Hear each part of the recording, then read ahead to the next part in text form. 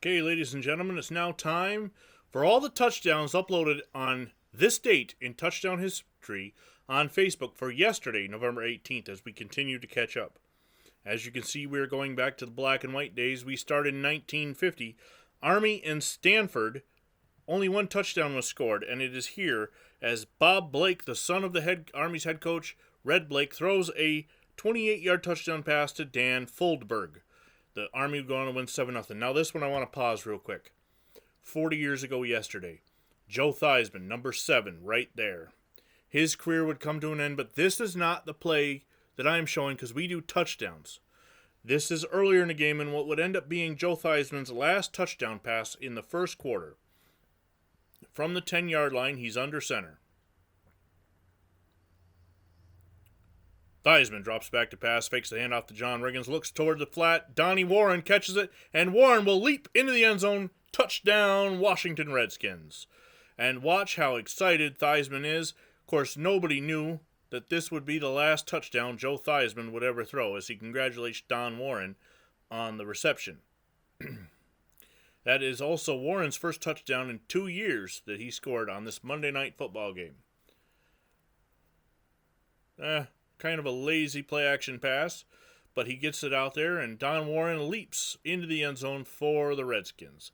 Now, Theismann would break his leg, and later in the game, Jay Schrader was at quarterback when the Redskins were trailing in the fourth quarter. From the 14-yard line, Schrader does a play-action pass and throws to the end zone, and Clint Didier with the touchdown catch to give Washington a lead that they would hold on to and win this Monday Night Football game, in which they saw their franchise quarterback leg crumble at the hands of Lawrence Taylor and his career ultimately end. Jay Schrader would become the Redskins quarterback until his injury in 1987 would pave the way for Doug Williams to become the Super Bowl MVP. But on this night, let's take a look at Schrader's play-action handoff is even worse than Theismann's. He's nowhere near the running back. But Clint Didier is right there to get up and get the ball, as Schrader put it, where only he could get it. Now we go to 1995. It's the New York State Eastern Class C playoffs. Jared Amell under center for the Saranac Lake Redskins, and he hands off to Neil Fortier. Fortier to the end zone with a block from Keith Brown, and it's a touchdown. And why do I know so much about this high school play?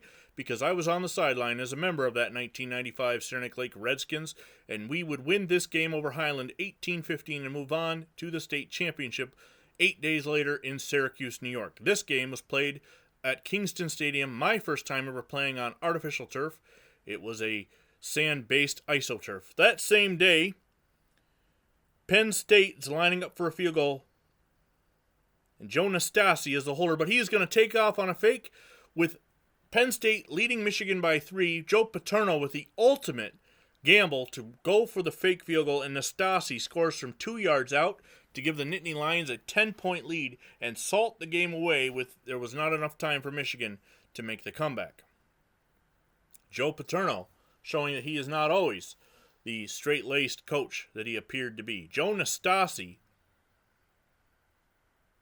a 2-yard run. Of course, the only player in college football that can have his knee down and not be declared down is the holder on extra points and field goals. Everybody else in college or high school. We move on to the year 2000. It's Notre Dame. It's Rutgers. Notre Dame, earlier in the year, had a fake field goal in which Nick Setta scored a touchdown. Here he's going to throw a touchdown to Tom Lipinski from 25 yards out. Notre Dame, those tricky 2000 Notre Dame Fighting Irish. We now move on to 2005 high school football action. Steubenville versus Licking Valley in Ohio. Steubenville's Maurice Bogard is going to be on the receiving end of this long touchdown pass from Zach Caleros as Bogard takes it all the way to the touchdown. The game played at the Hall of Fame Bowl Stadium, Fawcett Stadium in Canton, Ohio. Steubenville would go on to defeat Licking Valley, and I can only imagine how high school kids treated that name. 20 years ago, high school playoff in Ohio. Now we move on to the year 2015. Western Michigan versus Northern Illinois. Ryan Graham is back to pass for Northern Illinois, and he finds Kenny Galladay on a 53-yard touchdown pass to move the Huskies ahead by 8. They were up by 1. This gives them a little bit of breathing room. after the extra point is converted, and it is 27-19 Northern Illinois. Western Michigan had just made the game a 1-point game when Northern Illinois comes back with this pass to number 19, Kenny Galladay, who takes it all the way to the end zone. 2015 and 2020 had the same calendar years, so a game played here on a Tuesday would also be played on a Tuesday in 2020. Not the same two teams, but actually one of them is the same. Western Michigan against Central Michigan, and this time Western Michigan gets the touchdown as Dwayne Eskridge gets his third long touchdown of the day, an 85-yard pass from Kalen Ellaby, as Western Michigan goes on to defeat Central Michigan in Tuesday MAC action.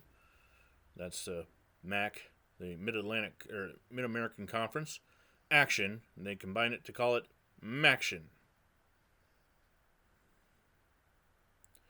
Now 2024, Dallas and Houston, the Battle of Texas, and the game opens with this touchdown by Joe Mixon from 45 yards out as he just outruns the entire Cowboy defense on Monday Night Football to give Houston an early lead, a lead they would not look back on.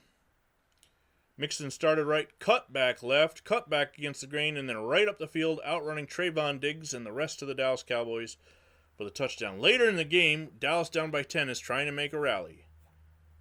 Cooper Rush is in at quarterback, and he fumbles, and it is fumbled again. This time it's picked up by Derek Barnett of the Houston Texans, who will take it the final 28 yards for the touchdown as Houston goes on to win over Dallas big on Monday Night Football in the year 2024. Houston, of course, in that year was up going for a playoff run that would ultimately fall at the hands of the Kansas City Chiefs, as most teams do.